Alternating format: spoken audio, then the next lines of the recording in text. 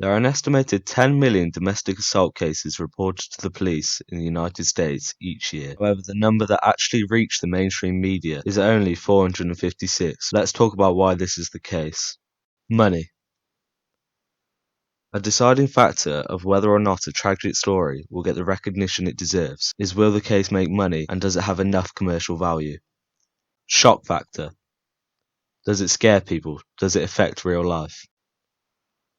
Social interest. Despite what many may believe, all humans have an undisputable fascination with true crime, and the cases the topic holds within. These three reasons is why the case of Tricia Todd reached US media and even extended into the global realm. Tricia Todd was a 30-year-old mother of one when she died on the 26th of April 2016 by the hands of her ex-boyfriend and mother of her child, Stephen Williams. Williams later drove Tricia's cold corpse to the woods and left her body to rot while their child slept. The following video is the interrogation of Williams. It showcases many techniques as the detective tries to get the confession needed, as they do not have sufficient evidence. Alright, listen, I want to kind of talk to you about what's going on with this, okay? And I've been involved with this case from the beginning, okay? And I've seen everything that we have. I've seen all the interviews. And at this point, I know we've come in and we talked to you over and over and over again. We've talked to you in Raleigh, we've talked to you here, and we've always talked about the past. What happened that night, what happened that night, what happened that night. What I want to do is I want to kind of talk to you about the future, where we're going from here, okay? Now, you've already heard about all the stuff that we got. I mean, there's no question about what happened that night. We know that it's more than you're telling us. We know that you were involved with her death. We know that. The detective starts off the interrogation in a very confrontational manner by not giving the suspect the chance to deny his crimes. This will not only startle the suspect, but it will also give him an overwhelming sense of hopelessness, and can in some cases decrease the suspect's willingness to fight the urge to confess and end his ordeal. Okay, so the question is not what happened or anything like that. What we need to understand is, going forward, okay, there's going to be a trial, okay? There's going to be press. There's going to be everybody looking at this. You've seen how these things, they get huge. The media gets involved, and everybody's going to have an opinion about what happened. And everybody's going to have an opinion about you and your relationship and what kind of person you are, okay? And the thing that we're trying to do here is, I mean, I talked to you earlier. You're a nice guy. I like you. I mean, I think we could be friends, you know, in different circumstances. But here's the thing. You know, there's going to be two narratives going forward, okay? And what I want to do is try to give you the opportunity to kind of tell me more about what narrative actually happened, okay? So what we're looking at is, you know, there's the one option, okay? And that's the option that you were kind of getting earlier when Tom was in here, which is, you know, you planned this? You came down here with the intent purpose to hurt Tricia? That you planned to ditch her car here in some calculated way, and you planned to go put her in a certain place that nobody could find her and all that kind of stuff? And that sounds pretty bad, right? I mean, you wouldn't agree with that, okay? Now, the other alternative is that, and like I said, we know what happened. We know that, you know, that something beyond what you were telling us happened in the house. But I think the more likely story is having seen, I mean, trust me, I've been here. You haven't seen me before involved in this, but I've seen you, okay? I've done a lot of research in your background, and I know what it was like with Tricia. I know what kind of stuff you went through. I know she had a wild streak when she was younger. I know what she did. And she came after you, you know, in that domestic thing that happened before. I know how that started, okay? We've seen the reports. We know how it all happened. We know she went back and said, no, the whole thing was made up because she started it, okay? What I think is more, to me, having known you, having known the background of everything between you and her, everybody's going to have their own opinion. But I can see that. I think probably what happened was something more like she started something that night, okay? And you know, having known what her background was, having known how she treats you, okay, I've seen text messages. I've seen what she says to you, okay? I know what kind of stuff she's always bitching at you about stuff. I get that. I see that, okay? So I could see how that would kind of go that direction that night. By blaming the victim and playing down the severity of the crimes, it helps to decrease the magnitude and evil nature behind the act. The detective does this in order to make the crimes easier to confess to, and therefore increasing the likelihood of a slight confession, which he can later build the rest of the interview off. Also, a massive desire of people in the suspect's position is a form of control. Giving him the chance to control public opinion may well be a large enough incentive for a confession. All right. So what I want to do is try to set the stage so that you can actually tell the narrative about what actually happened, which is not that you planned all this, okay? Not that you planned down here to come down here and kill her and send her out into the woods like some sort of mass murderer. I mean, really? I mean, like you're going to go chop her up into little bits or something like that? I mean, that seems kind of ridiculous, okay? It seems far-fetched, like you said, okay? And I don't think you planned all this. I don't think you're capable of that, okay? I think what happens is sometimes things just get out of hand, okay? You agree with that? Sometimes, people start doing something and they cause something to happen, okay? And I'm not saying you wanted this to happen, all right? But I know you were there when it happened, okay? What we want to understand is what actually happened that night, okay? And I know you were there, and I don't believe it was your fault, okay? So what I imagine something to be, is maybe you guys got in an argument. Maybe it was over the computer, maybe it was over the gas, maybe it was over whatever, okay? Any little nitpicky thing that she's going to get on you about, which she always did. I get that, okay? And things got heated, okay? You're down here to try to see your daughter, okay? You're a good dad. You're trying to be down here to spend time with somebody that you care about, your daughter. And Tricia's here again, and unfortunately, Faith wants to see Tricia, and Faith is calling for Tricia. I'm sure that doesn't make you feel that good. She's trying to spend time with your daughter, okay? Okay. But it's, and Tricia came over, but then things started getting kind of ugly, okay? And I'm sure she started it. And you didn't want to get involved in that, okay? But if she starts pushing things, she's not going to back up. She's unrelenting, okay? I've seen this, okay? I've seen the history. I've seen the background of how this works, okay? So what I could see happening is maybe she came at you and, I mean, just defending yourself, she falls. Maybe you didn't realize how hard you pushed her out of the way, but you're just trying to defend yourself. You see what I'm saying? I'm not saying that you tried to hurt her. What I'm saying, Implying the act was an accident in some cases can be a risky tactic, as his legal team could use manslaughter as a defense in court. However, if the suspect does take the bait, the reward is immense. saying that it's clear that something happened there, and that resulted in Tricia getting injured to the point where she was deceased. Okay, and then beyond that, I can see, putting myself in your shoes for a minute. Okay, I see that you're a hard worker. Okay, you've rose through the ranks. You're in the Air Force. You've been there, what, 11, 12 years, you said? I mean, that's a long time. That's a career. You devoted your life to that career, to this country. Okay, you've got your daughter to think about. Okay, something happened. It's Tricia's own fault. Now she's gone. I mean, there's nothing you can do about that. But what are you going to do about Faith? And like you said, people aren't going to believe that you weren't, planning to do this. People aren't going to believe that you weren't intending to hurt her in some way. But sometimes shit just happens. And now here it is. So now you've got to make a choice. Okay, do you call the cops and roll the dice that we're going to believe your story? Or do you try to do you go into a little bit of panic mode? And trust me, if I was in the scene, I don't know what I would have done.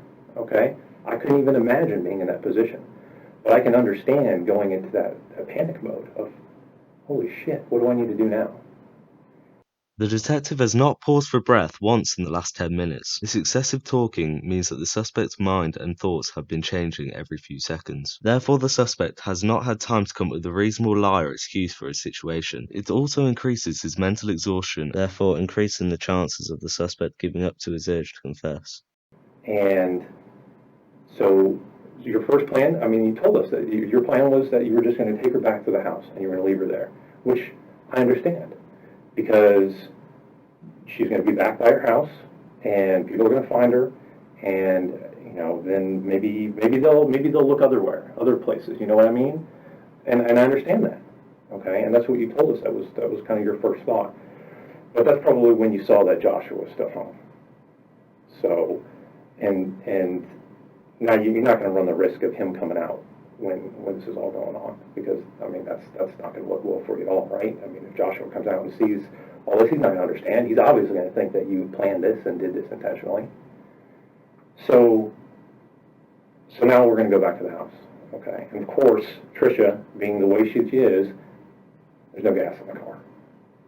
Typical Tricia. And I mean, come on. I mean, how hard is it to go fill up a gas tank? I mean, really? It's not that hard. It's not that hard. You got to think ahead about this type of stuff. I never let my gas tank go below a quarter of a tank. That's me, but I pay attention to that stuff. My wife, she'll run that gas tank out all the time. And then next thing you know, I got to go out in the middle of the night because I got to run and get groceries or something. Now I'm also getting gas because she didn't think ahead about it. Okay.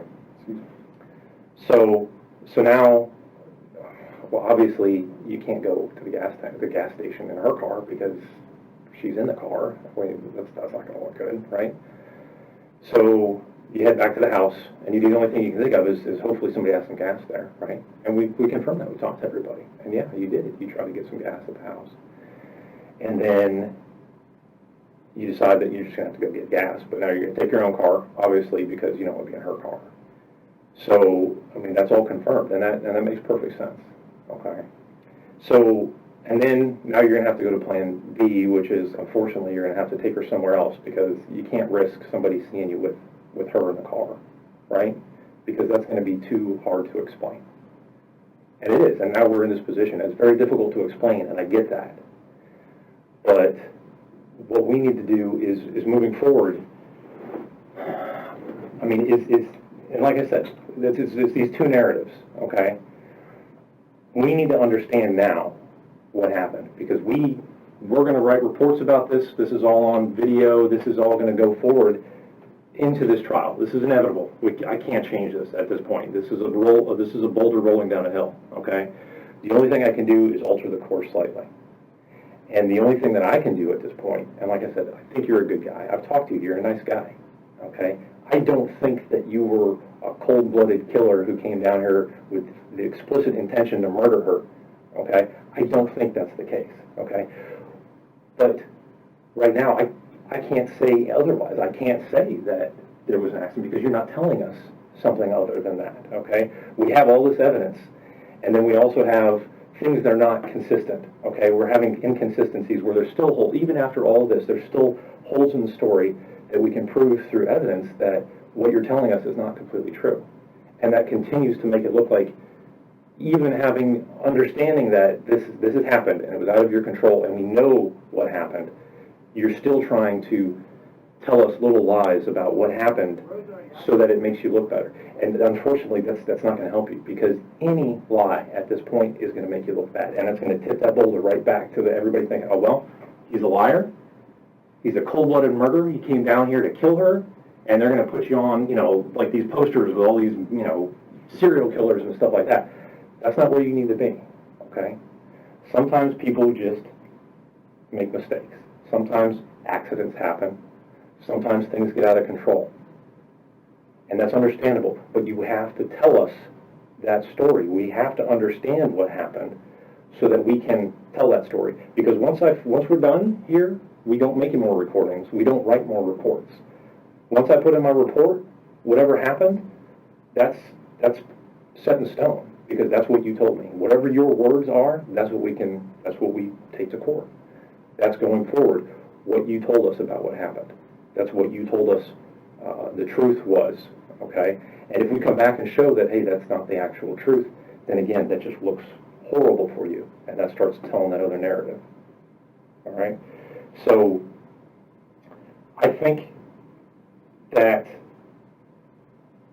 you were there when she was injured, and that she was injured in some way that was not a direct attack from you, but I think that you have more information about what actually happened to her, because I know you were in the house with her when it happened. Is that true? No. I never laid a hand on her. Okay, no, listen, I know, And you tell me that, okay? And you're using very specific language. So tell me, I'm not saying that you laid a hand on her, but I know that you were there when she was injured. So you need to explain to us how it was she became injured. Because this whole thing where you came back from the gas station and you just found her like that, I know that's not true. And I can prove that's not true. Okay? And I don't want that for you. I don't want you to be locked into this story where you're telling us a lie about how she became injured. Because if you lie about how she became injured to me right now, then that makes it look like you did it on purpose. Of course not. And that's not the story that I want to tell. Okay? And I want you to be able to tell the story about what actually happened and for the truth to get out there. The only thing that's going to help you at this point is the truth. And I know that the truth is not that you came home and you found her after you went to go get gas for her. I know that's not the truth. Okay? And I need you to tell us the truth so that I can tell the actual truth when we go to court, because that's what I'm here for. I'm here to find out the truth about what happened. I'm not here to try you. I'm not a jury. I'm not a judge. I'm not a lawyer, okay? I'm a detective. A detective's, my sole job is to find the truth about what happened. Because once I'm done with my job, I can write the truth in my report, and I can be satisfied that I understand the entire truth. But if there's something that doesn't add up, if there's something that I know to be a lie, I have to keep digging at it, and I keep digging at it, and keep digging at it, and I have to bring that up in court, because they're going to ask me, is this the whole truth? Is this what actually happened? And I'm going to have to say, I have evidence contrary to that. I know that that's not what happened, and I know he's lying. Okay? But the only person who is in that house who can tell us what happened to Tricia is you. Because Faith obviously can't tell us what happened. But if you don't tell us the truth about what happened, it just continues to make it look like you're lying to us to cover up something more sinister, for lack of a better word. Like you intended this to happen, and now you're covering it up. And I don't want that to be the story. It's not the story. And I know. And that's why I want you to have this opportunity to tell me the truth about how she became injured, how Tricia lost her life. The suspect will now try to deny the fact he murdered Tricia. He will quickly be shut down. This is due to the fact the detective realizes he needs Stephen's self-confidence to be very low to get the maximum results. And every time he denies the acts, his confidence raises slightly. Yeah, you do. Okay? And I know that you were in the house. Like I said, Didn't do anything. I can prove. But I didn't do anything to her. And you're not hearing me. Okay? You're not hearing me. Okay? I'm not saying that you did anything to her on purpose. I'm not saying that you hurt her. I'm not saying that you laid hands on her. Okay? But I do know that you know what happened to her. I know that you know what happened to her. I know you were in the house. I know it. Okay? And I can prove that.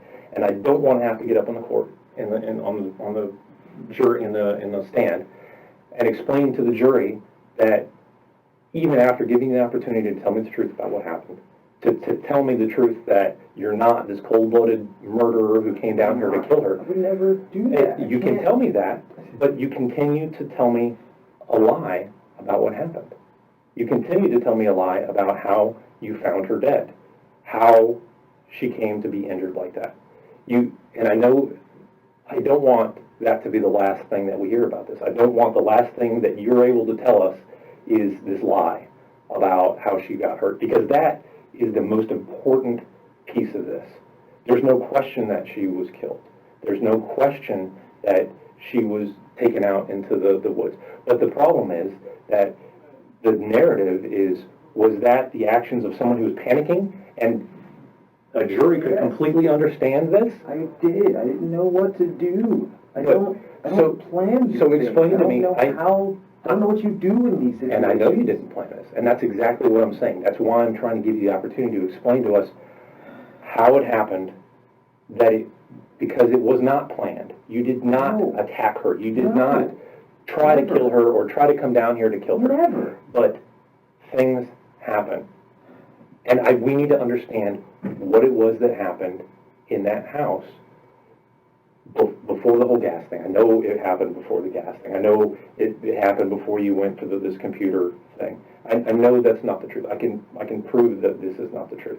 I need to know the truth to be able to tell people that, that you're not a serial killer, that you're some psychopath who has no remorse over killing the mother of your child, but you know that's what's going to be in the paper. You know that's what's going to change that, unfortunately. Despite what many believe and say to others, all humans care to a degree what others think about them. It is human nature.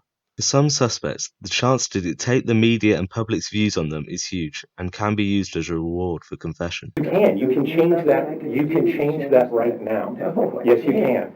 Because Yes, you I can't tell you anything other than what I've told you. No, you can tell me the truth. And that's the problem. And nothing makes it better. Nothing I say makes this better. It will. And it because, doesn't matter. Because there's a huge difference between we got an argument, it got physical, she started it, she got hurt. That's not any better. That's no better. No, tell me. The same scenario. That is miles better than I came down here with a backpack full of tools, ready to kill her and drag her out and her lifeless body into the woods. It was just clothes. It was just the clothes that didn't fit. You heard the narrative that you told. But it was you told us. More clothes. I had a bag. I had clothes. Yeah. I had water. Yeah, I had not snacks. already in there. What? No. I'm saying, you got the bag, and then after all this is done, all this messy business is finished. Now you get rid of that. That looks awful.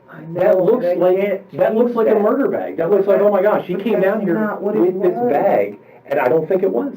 I think it was just a bag that you had with some stuff in it. Yes, but you literally what it was. Just but you need to extra explain stuff that I already had. But if that's the case, you need to explain how she got hurt. Okay, and listen to me. I know. This is my job. Okay. I know when the truth is coming out, and I know when somebody's trying to dance around the truth, and I know when somebody's trying to skip over things, okay? And I know that's what's happening here. And I don't blame you, because it's scary, because you don't want to have to think about what happened again, and because you think it's going to make you look bad once we know actually what happened. But I'm telling you right now, whatever happened before, I'll tell you right now, if you came down here with a murder bag and you planned on killing her and burying her out in the woods, and hopefully we would never find her again, that's not going to look good, okay? Stupid plan. But I don't think I don't bury someone in the woods. I don't find that. That's why they do all the searching. And I don't think that was the plan. But the thing is that if you leave that empty space for everybody to make up this story about what actually happened and why you were down here and what actually happened to Tricia and your intentions, you know that's what people are going to come up with. And you know that's what everyone's going to say. So you need to take the opportunity now to set everybody straight, to tell us what actually happened in the house. And because I sit here and tell you that she attacked me, that's just another different story that you're just going to be like, well, that's 5 different stories he's telling now. And that doesn't help either. So what do you want me to tell you? What do you want me to tell you, Dan? I want you to tell me the truth. Because I'm telling you, I didn't hurt this woman. Okay. I never did anything to injure her or hurt her. My only mistake is I didn't just accept that this is the situation and call 911. That's what I should have done. Did she attack you? I didn't take her to the hospital. I should have just did that. Instead, I just panicked and I just tried to get away from it all. Is what I wanted. I just wanted nothing to do with all that. But you panicked. That's not me. I just panicked. You panicked because of what happened, because you thought it would come back on you. Because it did. It does. Like in the past, even I didn't do anything to her, but just because of how it looked. But here's the thing: people fall down all the time. People get hurt. Okay, it's not uncommon. Okay, and we can find that out. That's not something that's difficult to determine. Okay, there's people that go to a lot of school and they get paid a lot of money to figure out exactly what happened to somebody. Okay, and I know you don't believe that, and I know you were panicking, and I get that, but I know that what you're telling us about coming back from the gas station, I know that's a lie. I know that's a lie, and I can prove that's a lie. And I don't want that to be the last lie that you tell us. I need you to make up a story. Some murder bag. I didn't come down here with some dubious plan scheme. I didn't. Exactly. I'm not that kind of person. And that's what I'm saying, is that you're not that type of person. But by continuing to lie to us about what happened and when it happened, you're opening that door for everyone to assume it, and you know everyone's going to assume it. They already I don't assume that. If I thought that was the case, I wouldn't be in here talking to you right now. Because if I thought you had this murder bag and you came down here with the express intent to kill Tricia, I'd be like, you know what? Never. There's no sense in talking to this guy. He's a psychopath, No. and he's not worth anybody's But time. that's why we're divorced. But I'm not gonna murder the woman. But I'm not gonna. that's why I want to come in here and talk to you and try to give you the opportunity to set the record straight and tell us the truth about what happened with Tricia.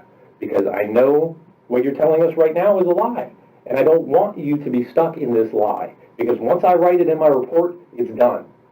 This is what Stephen told us, and that's it. But I can prove that's not true. That's not how I want to end this report. Because everybody wants to know what happened to Tricia. If Tricia had an accident, if Tricia came at you when she fell. She clearly had an accident because I didn't do anything to her. I'm so telling what? you I didn't do anything. So what happened? I never hurt her. I didn't push her. I didn't shove her. I didn't do anything to that woman. So what? So what happened? I didn't do anything. I'm not saying you did anything. But I'm that's asking. not- That's not the question I'm asking. The question is, what happened? Because, like I said, I know you were in the house when it happened. I know you were there. I can prove that you were there. And if you don't tell me the truth about what happened now, then you're going to have to forever live with the fact that you lied about it, and then it's going to come out in court that we know he was in the house and he's lying about it, and that looks awful. That looks like you knew exactly what you were doing, that you need to cover this up because what you did was so horrible that nobody would understand.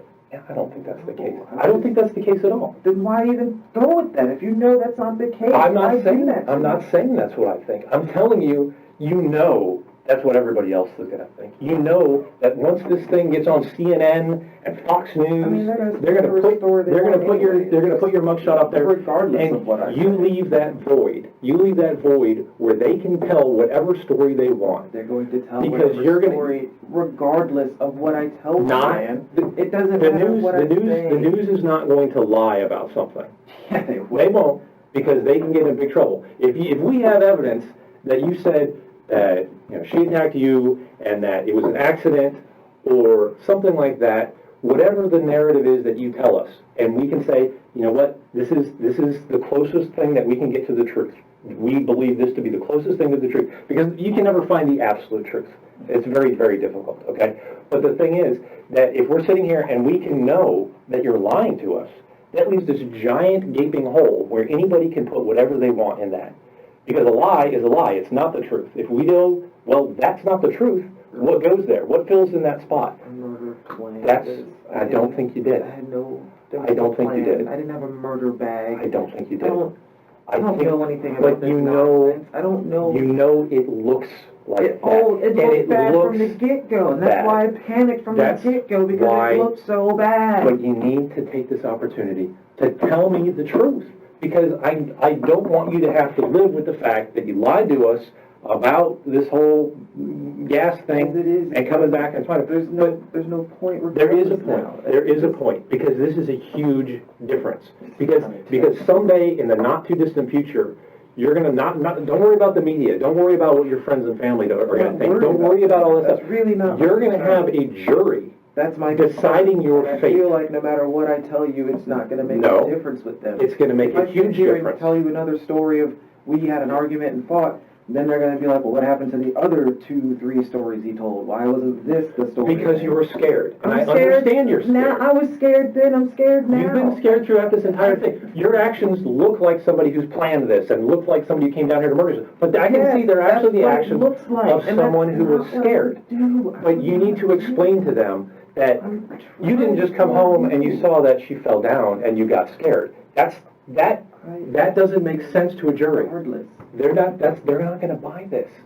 They're not going to believe you. Anything I tell them. And They're not going to buy anything. they're going to believe the truth. Because They're going to all of believe the truth. All of it from the get-go was just unbelievable to me. All of it from the get-go was one of those, like, I'm living a nightmare. I'm living some shitty Lifetime movie special is what I'm living, and it's bullshit, because I would never hurt that woman. I would never So tell us have ever any ill what actually will happened in the for her. house. No. What actually happened in the house. The only way that we're going to be able to move forward from this is for you to because I'm telling you, I'm being straight up with you. I'm being honest with you, okay? I've done this investigation. I have all this forensic evidence, okay?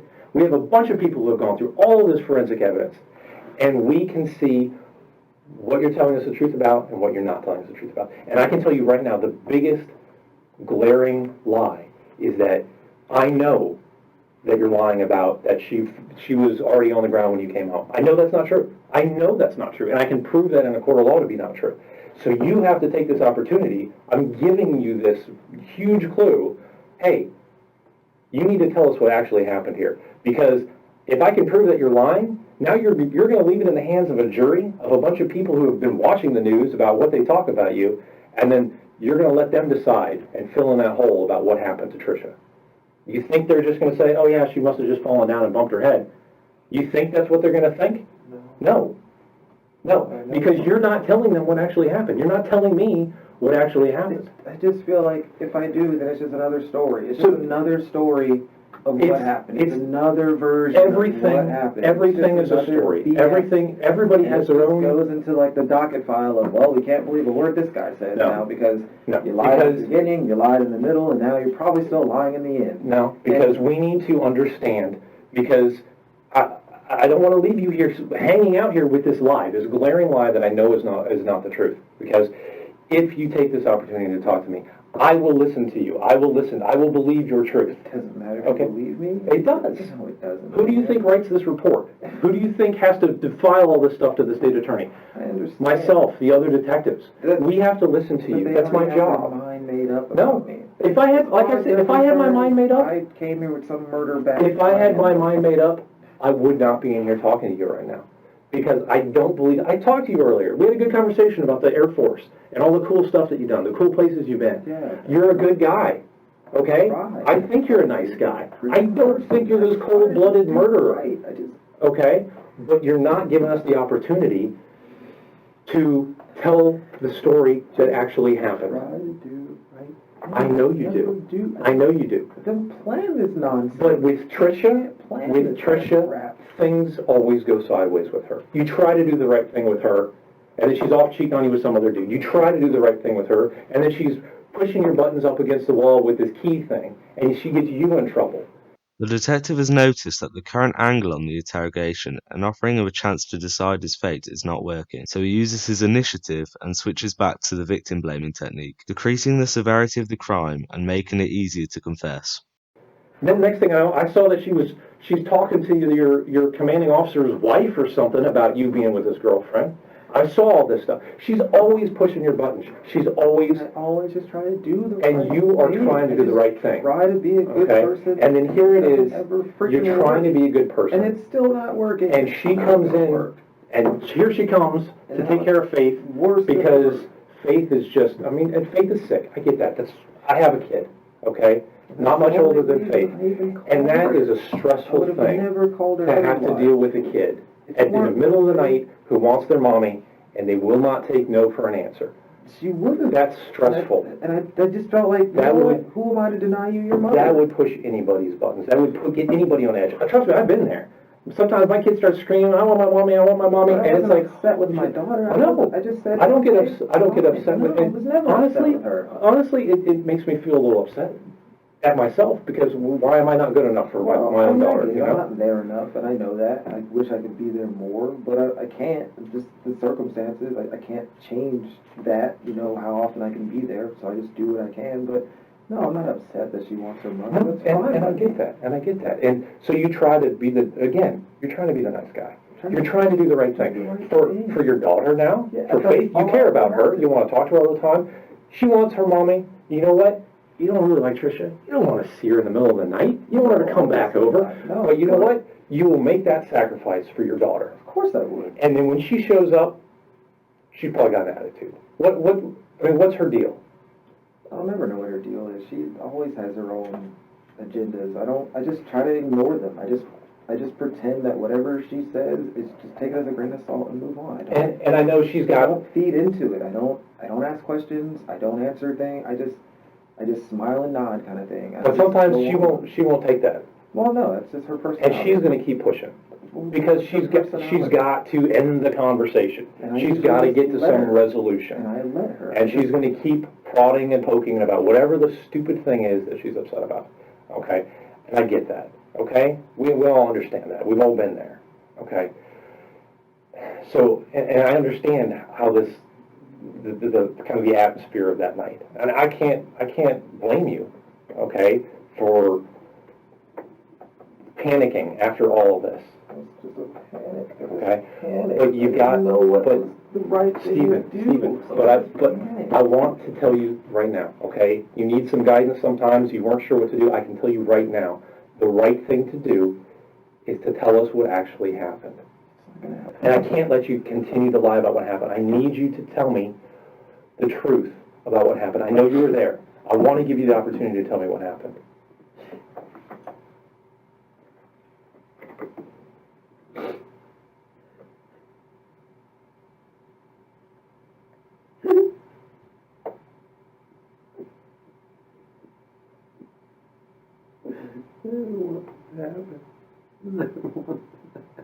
I know you didn't, but you've got to clear this off you. I can see this is not something you can carry around. It's not something you can weigh you down for the rest of your life. So many times did it say the truth or talk to a counselor? I didn't even know how to tell them. I didn't even know how to tell them. I don't know, and it's impossible for somebody who's outside to understand sometimes. But you've got to let us know the truth about what happened, so that you can move past this for yourself. You got to get this weight off of your shoulders, because it's going to destroy you, and you can't let that happen to yourself. You've regardless of what happens from here, you still have a daughter. You are still a father.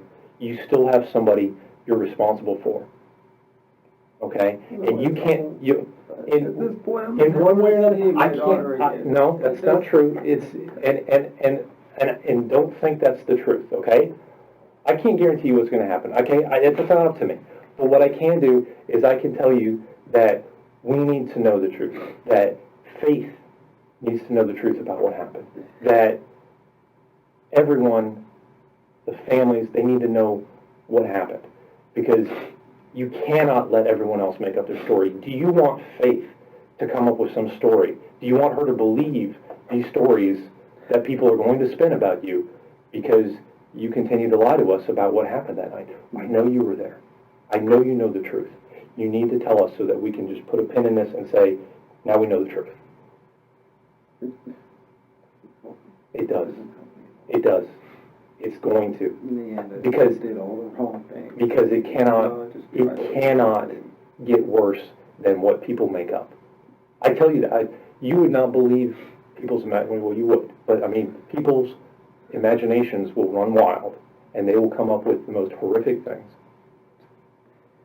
I don't even know where to, it just, Just- I don't know, it just Just happened. talk to me about from midnight. You texted her.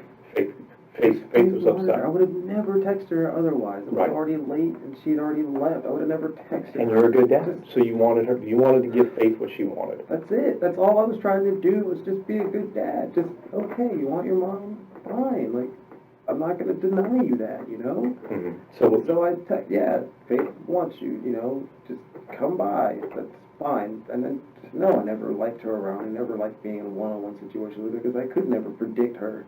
I don't know the version of her I'm getting at that moment. And so, no, I never liked being in a one-on-one situation just because, just like now, there's only my word or her word or whatever. I can't change how things freaking look. Right. So yeah, she came over and she was with Faith, and then she just started talking about nonsense and bringing up child support and just more stupid stuff that I just, for the most part, tried to ignore. And then, yeah, there was a mix-up with the check, but that's not my fault because you told me this was your address, so yeah, that's where I mailed it to. And then she's telling me that's not the mailing address. It's so what am I? I'm like, that's not my fault. If you told me you moved, I did the responsible thing, and I made sure the check was going to go wherever you moved to if you're not at your mom's house.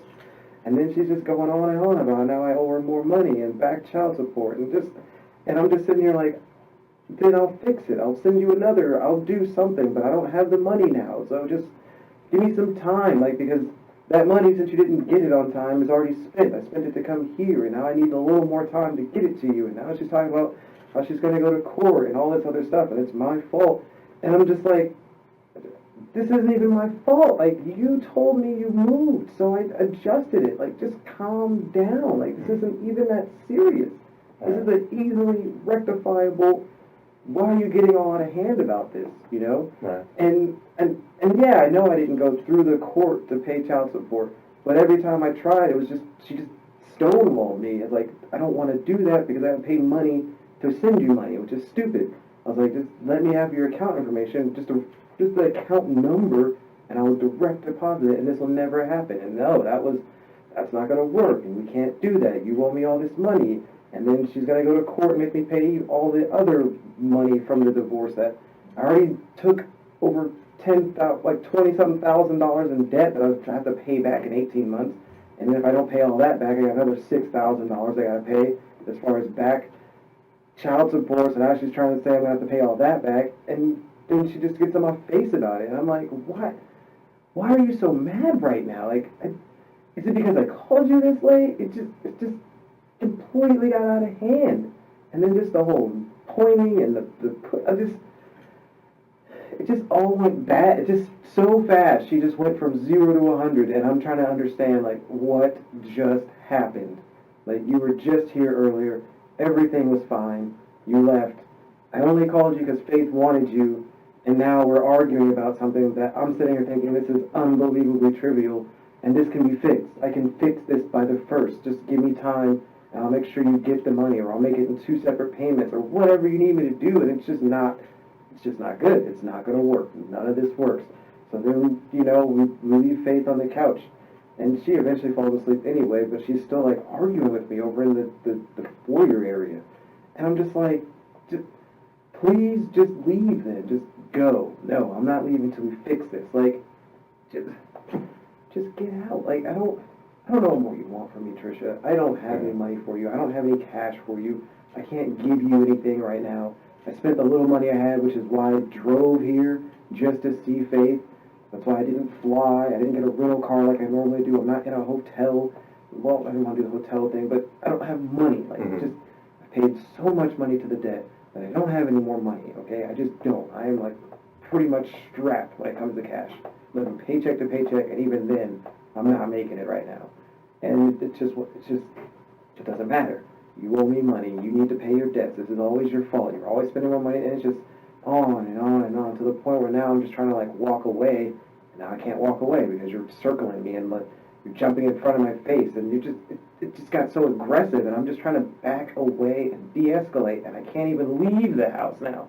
I don't want to push you. I don't want to touch you. I don't want anything with you because I'm just thinking about flashbacks of before, when you just blew all this shit up for no reason, and then now I'm getting arrested, but only after the fact did you go and, say that it wasn't my fault. No one else knows that now, but only after the fact that I got arrested. All I'm thinking, just flashbacks. I go to push her away, and then she gets really pissed about that, and then she gets even more aggressive and in my face and pushing me back, and I'm like, would you please just stop? Like, I don't want this. I don't know what's going on. I don't know why you're so mad. I don't know if you took a freaking crazy pill on the way over here, and that really pissed her off, and it just escalated, and then I just moved her away, and then she slipped, and that's when she freaking fell, and I'm like, oh shit. I asked her if she was okay.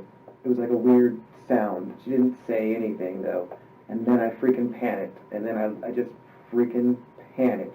Because I didn't try to hurt you. I just wanted you to stop being here in my face yelling at me as I'm trying to back away. I'm trying to de-escalate. I don't want, whatever this is, it's not that serious. I don't know why it's so serious about this money. It's always been so, like, even throughout the divorce, every penny has just been so serious about her trying to get every dollar. Right.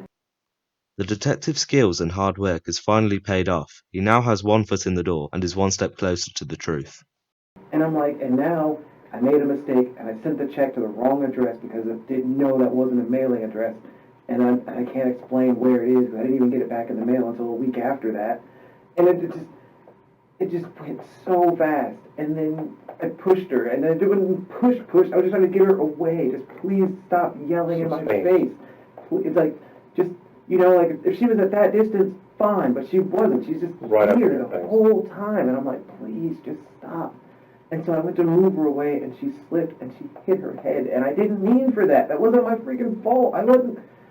And then all I'm thinking is, great, now I've pushed her, and she's hurt her head, and I'm done. I'm just, everything I've tried to do, everything I've tried to be is done because I made a mistake. I didn't really even lose my cool. I just tried to move you away. I just didn't want you to hurt yourself. Sorry. I was trying to de-escalate the situation because I couldn't get out. I didn't know where to go. I couldn't even just leave. Like, all I wanted to do was just leave. I just wanted nothing to do with that. Do you know what she hit her head on? Was it the floor or? I don't know. She just fell, and then she wasn't responsive after that, and I didn't know what the hell to do. I thought if I call the police now, they're gonna say I freaking pushed her, and I'm going to jail. So what did you do next? I just tried to wake her. I tried to snap her out of it, and it just kept getting worse. She just wasn't responding. She made weird breathing sounds, and I'm thinking, oh shit, I'm going to jail. Like, I'm going to jail for killing this woman that I never wanted to hurt. Never. And I don't think you did. I never wanted her to be hurt. I never wished ill on her. I tried to always do right by her, no matter what the situation. I just tried to do the right thing. And all I'm thinking is I'm going to jail for trying not to hurt you. And that's exactly why I wanted you to tell me the truth I just about what happened. wanted it to stop. I just wanted it to go away. I just wanted to just go back. Okay. And that, I believe you. I believe everything that you just told me. Okay, Stephen? Doesn't even matter. It does. It makes a huge difference because that's what we need to do. We need to get to the truth about what happened. Now you know the next question I'm going to ask you. Okay? And I know you don't want to, but we need to know where Tricia is. I don't know, and I really don't have a freaking clue where that was. I just panicked, and I just drove. And I went through 1,000,001 scenarios in my head of what to do, and none of them were good. All of them just ended bad. And I didn't pay attention to anything. I just drove, and as I drove, I didn't read any signs. I just drove, and I just tried to think of how to fix it, and I couldn't fix it, and it was just bad all around, and I'm just like, no matter what, I'm screwed. Like, I am screwed no matter what. I can't go back. I can't go to the hospital now. If I do, how does that look? I don't even know what to do at this point. I'm just freaking out because I just didn't want any of this. I didn't want anything to do with any of that. I just wanted to be a good dad. I get it. I understand.